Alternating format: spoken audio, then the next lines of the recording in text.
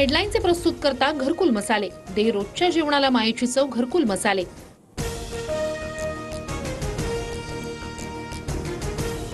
अजित पवार गट माहितीमध्ये 70हून अधिक जागांवर दावा करणार. विद्यमान आमदारांपैकी कोणाचेही तिकीट कापलं जाणार नाही. वक्तव्य टाळा. दादा गटातील पदाधिकाऱ्यांना सूचना.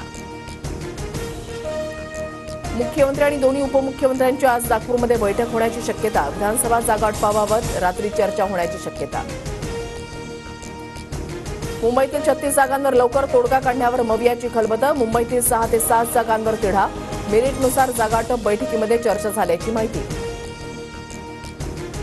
पुण्यामध्ये आज तिसऱ्या आघाडीची पुन्हा बैठक. संभाजीराजे छत्रपती, बच्चू कडू, राजू शेट्टींची एकत्रित बैठक.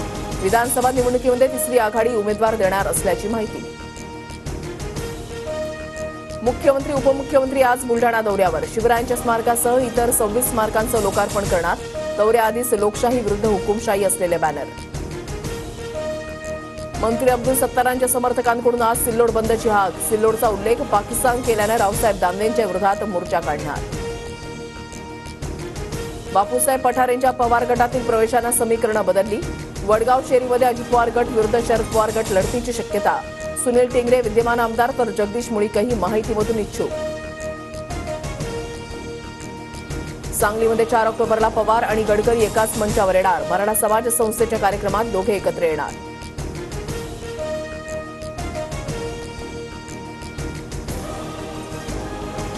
पंतप्रधान मोदी आज काश्मीर दौऱ्यावर. दुपारी 12 वाजता श्रीनगरमध्ये तर 3 वाजता कटरामध्ये मोदींची जाहीर सभा.